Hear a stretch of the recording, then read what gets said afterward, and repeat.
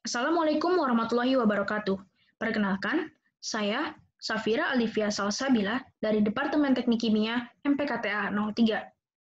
Pada kesempatan kali ini, saya akan membahas mengenai bagian 3 buku ajar MPKTA Final Bab 2, yaitu Negara Indonesia.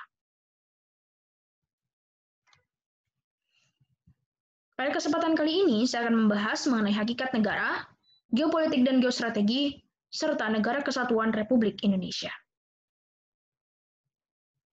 Berikut merupakan poin-poin penting yang ada pada bab 2, yaitu hakikat berdirinya negara, rakyat, wilayah, pemerintah yang berdaulat, pengakuan kedaulatan, konstitusi, dan tujuan negara. Kemudian adanya geopolitik dan geostrategi, serta Negara Kesatuan Republik Indonesia yang terdiri atas ciri khas wilayah Indonesia, wujud formal negara Indonesia, geopolitik Indonesia, dan geostrategi Indonesia. Hakikat berdirinya sebuah negara. Insinyur Soekarno pernah berkata bahwa orang dan tempat tidak dapat dipisahkan. Tidak dapat dipisahkan di bumi yang ada di bawah telapak kakinya. Maka, berdasarkan ucapan Soekarno, muncullah konsep negara berdasarkan geografis. Berdasarkan geografisnya, maka negara terbagi menjadi dua, yaitu negara daratan dan negara yang berbatasan dengan laut. Negara daratan atau negara terisolasi adalah negara yang tidak memiliki akses laut, sehingga untuk mendapatkan akses laut harus mendapatkan persetujuan dari negara tetangga. Kemudian, untuk negara berbatasan dengan laut terbagi menjadi negara pantai, negara pulau, dan negara kepulauan. Lantas, apa perbedaan negara pulau dan kepulauan? Negara pulau adalah negara yang memiliki satu pulau besar dan beberapa pulau kecil. Sementara negara kepulauan adalah negara yang memiliki beberapa gugus pulau. Untuk melindungi wilayahnya, maka sebuah bangsa mendirikan sebuah organisasi besar yang disebut negara. Syarat berdirinya sebuah negara ada rakyat, wilayah, penguasa yang berdaulat, serta pengakuan kedaulatan dari negara lain. Hal ini mengacu pada hasil konvensi negara-negara Pan-Americana di Montevideo, Uruguay pada tahun 1933. Yang pertama adalah rakyat. Rakyat adalah penduduk atau semua orang yang bertujuan untuk menetap di wilayah tertentu dalam jangka waktu yang tertentu pula. Klasifikasi rakyat yaitu ada penghuni tetap maupun berpindah-pindah atau nomaden dalam wilayah, serta warga negara atau warga negara asing. Wilayah terbagi menjadi 3, yaitu wilayah darat, laut, maupun udara. Wilayah darat ditandai dengan batas-batas alamiah atau geografis, maupun buatan. Nah, wilayah darat ini biasanya menjadi batas antar wilayah satu negara dengan wilayah negara yang lainnya. Sedangkan batas wilayah laut sejak dekade ke-9 abad 20, menurut UNCLOS tahun 1982, batas laut merupakan penghubung antar daerah dalam negara.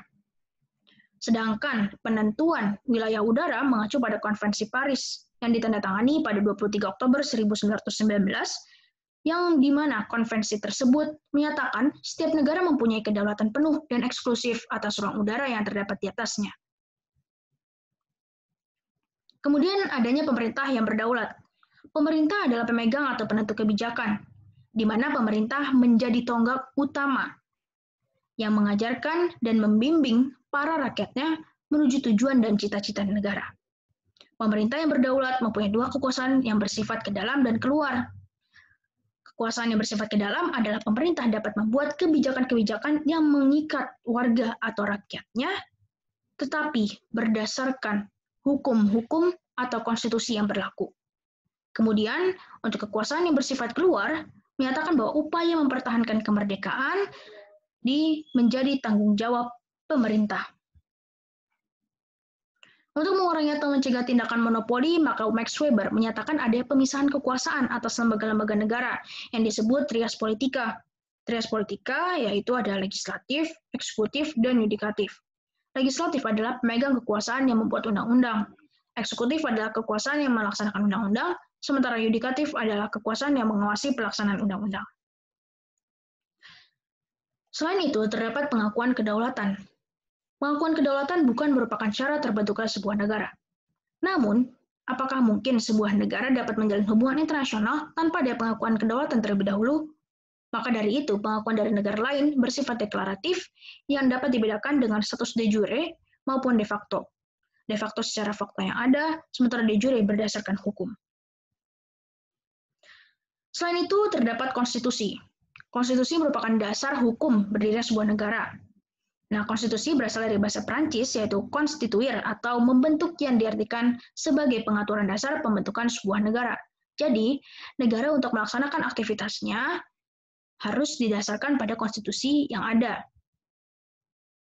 Isi konstitusi terbagi menjadi 5, yaitu yang pertama adalah organisasi negara seperti eksekutif, legislatif, dan yudikatif, hak asasi manusia, prosedur mengubah konstitusi atau amandemen, ada kala pelarangan untuk mengubah konstitusi, serta aturan hukum yang tertinggi. Selain itu, terdapat tujuan negara. Tujuan nasional secara umum adalah menciptakan dan membangun kemakmuran bagi rakyat. Jadi, tidak hanya menciptakan sebuah kenyamanan, tetapi sebuah negara harus membangun kemakmuran bagi rakyat dan menciptakan keamanan. Selain itu, pemerintah juga berkewajiban untuk memberikan dan melatih pengetahuan untuk pertahanan negara. Selanjutnya adalah geopolitik dan geostrategi.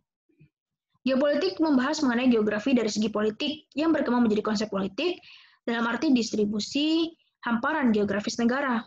Nah, dalam perkembangannya, geopolitik meliputi masalah-masalah yang berkaitan seperti peta bumi, ekonomi, sosial, budaya, serta pertahanan negara. Konsep geostrategi ini merupakan pelaksanaan dari geopolitik. Selanjutnya, kita akan membahas secara detail mengenai Negara Kesatuan Republik Indonesia. Nah, Negara Kesatuan Republik Indonesia memiliki ciri khas wilayahnya. Berdasarkan geografis, terdiri dari 4 ciri khas. Yang pertama, bahwa wilayah NKRI berada pada posisi silang antara Lautan Hindia yang berada di wilayah barat dan Lautan Pasifik berada di wilayah timur. Di sebelah utara terdapat benua Asia, serta di bagian selatan terdapat benua Australia. Dengan posisi ini, NKRI membuka jalan bagi lalu lintas perdagangan maupun lalu lintas manusia. Yang kedua adalah Indonesia sebagai negara kepulauan memiliki luas 1.904.569 km persegi dengan jumlah 17.504 pulau. Dari luas wilayah yang sangat besar, maka Indonesia memiliki kewajiban dan tanggung jawab yang besar untuk memajukan wilayah dan mencapai cita-cita negaranya. Yang ketiga, Indonesia merupakan salah satu dari 8 negara di bawah lintasan Geostationary Orbit atau GSO. GSO merupakan lingkaran orbit yang sejajar dengan garis khatulistiwa di bumi. Dengan berada pada garis khatulistiwa, Indonesia mendapatkan sinar matahari yang cukup yang bermanfaat untuk Indonesia dalam kesehatan manusia maupun pemanfaatan energi. Yang keempat adalah Indonesia dilintasi dari 7 selat yang tersibuk di dunia, yaitu terdapat 3 selat. Pertama ada Selat Malaka, kemudian Selat Sunda, dan Selat Lombok. Selat Sunda dan Selat Lombok merupakan jalur pelayaran dari negara-negara Asia Timur dengan negara-negara Pasifik Selatan. Lantas, bagaimana jadinya jika Selat Malaka, Selat Lombok, dan juga Selat Sunda ditutup? Maka, kita dapat melihat dari gambar berikut, yaitu apabila Selat Malaka ditutup, maka pelayaran harus melalui Selat Sunda. Apabila Selat Sunda dan Selat Malaka ditutup, maka pelayaran harus melalui Selat Lombok. Dan apabila Selat Sunda, Selat Lombok, dan juga Selat Malaka ditutup, maka pelayaran harus beralih ke selatan benua Australia menuju ke bagian utara. Kemudian wujud formal negara Indonesia, bahwa negara Indonesia terdiri atas penduduk. Penduduknya dibagi menjadi 2, yaitu sebelum kemerdekaan dan setelah kemerdekaan. Sebelum kemerdekaan, Indonesia terdiri atas dari berbagai macam etnik, agama, golongan, dan juga orang-orang asing. Namun setelah proklamasi, berbagai penduduk Indonesia sebelum 17 Agustus sampai 17 Agustus diakomodasi menjadi warga negara Indonesia. Untuk wilayah Indonesia, menurut pasal 46 UNCLOS 1982, kepulauan itu berarti gugus-gugus pulau. Artinya negara Indonesia merupakan negara kepulauan. Karena negara Indonesia memiliki beribu-ribu pulau yang terdiri atas 1/3 daratan dan 2/3-nya merupakan perairan. Kemudian adanya pemerintah. Indonesia menganut trias politika, yaitu adanya pemerintahan horizontal, legislatif, eksekutif, dan yudikatif. Untuk legislatif, Indonesia terdapat 3 jenis lembaga. Yang pertama MPR, DPR, kemudian DPD. Untuk eksekutif Presiden dan Wakil Presiden, yudikatif ada MA, MK, dan KY. Yang pertama adalah lembaga eksekutif. Lembaga eksekutif atau pemerintah merupakan organisasi yang berwenang untuk merumuskan dan melaksanakan keputusan-keputusan yang mengikat bagi seluruh penduduk di wilayahnya. Nah, lembaga eksekutif ini biasanya terdiri atas presiden dan wakil presiden, pegawai negeri sipil maupun militer. Nah, lembaga yudikatif merupakan lembaga yang kekuasaan merdeka untuk menyelenggarakan peradilan, guna untuk menegakkan hukum dan juga keadilan. Nah, lembaga yudikatif ini terbagi menjadi 3, yaitu adalah Mahkamah Agung atau MA, Mahkamah Konstitusi MK, maupun Komisi Yudisial atau KY. Mahkamah Agung bertugas untuk menguji materi perundang-undangan di bawah undang-undang. Mahkamah Konstitusi berfungsi untuk menguji UU terhadap UUD, mengutus sengketa kewenangan lembaga yang kewenangannya diberikan UUD, termasuk membubarkan partai politik, memutuskan perselisihan hasil pemilihan umum, dan memberikan pendapat atas pendapat DPR tentang dugaan pelanggaran oleh Presiden. Selain itu, terdapat Komisi Yudisial yang berfungsi untuk mengusulkan Hakim Agung dan kewenangan-kewenangan lain dalam rangka untuk menjaga dan juga menegakkan kehormatan serta martabat. Yang terakhir adalah lembaga legislatif. Lembaga legislatif adalah lembaga yang membuat undang-undang. Nah, lembaga legislatif ini terbagi menjadi 3, yaitu Majelis Permusyawaratan Rakyat atau MPR, Dewan Perwakilan Rakyat atau DPR, dan Dewan Perwakilan Daerah atau DPD. Majelis Permusyawaratan Rakyat atau MPR merupakan lembaga tertinggi yang memiliki kekuasaan konstitutif, yaitu membuat undang-undang dasar, sementara DPR membuat undang-undang, dan DPD yaitu memberikan pertimbangan dalam pembentukan undang-undang. Selain ketiga lembaga di atas, yaitu lembaga eksekutif, yudikatif, dan juga legislatif, maka Indonesia juga memiliki Badan Pemeriksa Keuangan atau BPK. Nah, BPK ini merupakan lembaga baru di Indonesia yang gunanya untuk melaksanakan atau melakukan pemeriksaan keuangan negara yang nantinya diserahkan kepada DPR, DPD, maupun DPRD. Selain adanya pemerintahan, sebuah negara harus mendapatkan pengakuan dari negara lain.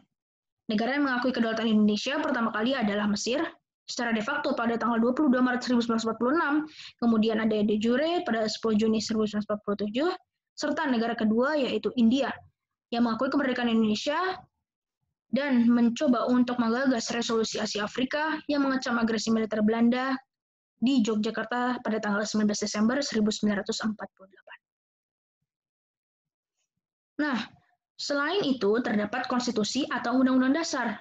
Konstitusi itu merupakan dasar hukum yang dibentuk untuk mengatur suatu fungsi masyarakat.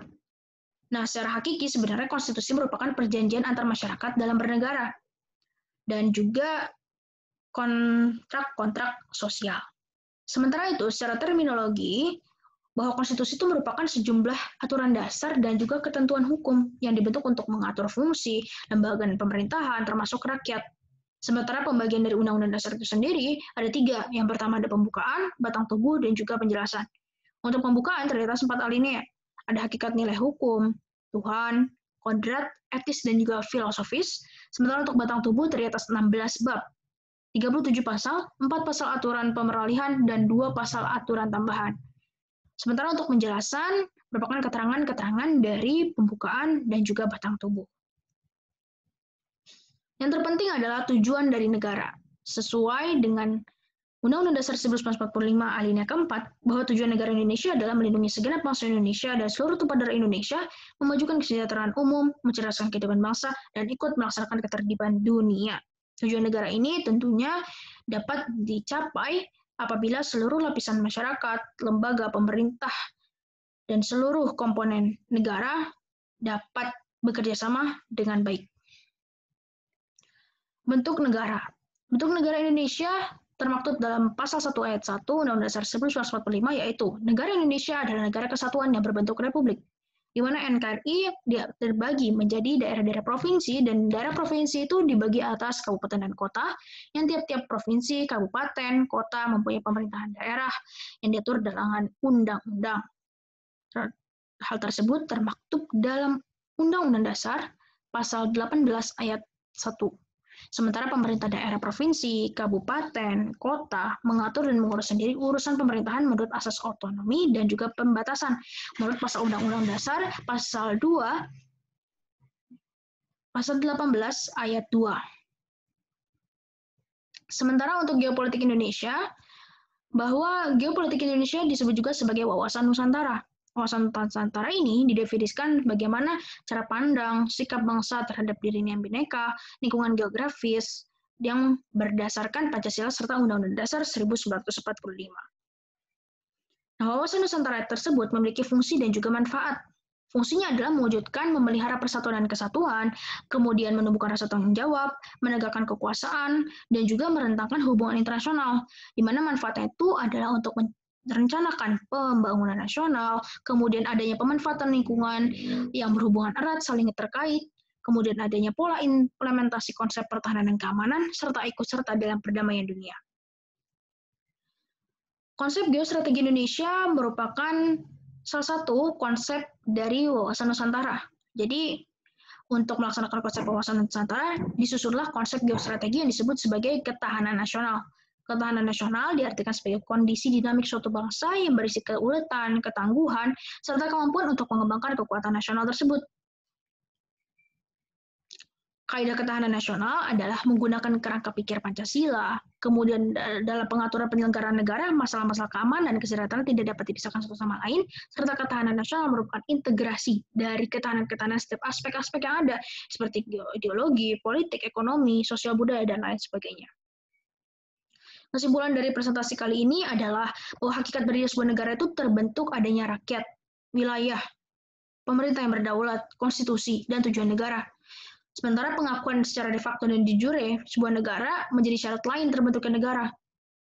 Geopolitik juga membahas mengenai geografi dari segi politik negara yang berkembang menjadi konsep politik atau yang kita sebut sebagai wawasan Nusantara, dan konsep geostrategi tadi merupakan pelaksana dari geopolitik. Referensi yang digunakan adalah buku ajaran PKTA Final. Dan sekian dari saya, kurang lebih mohon maaf. Wassalamualaikum warahmatullahi wabarakatuh.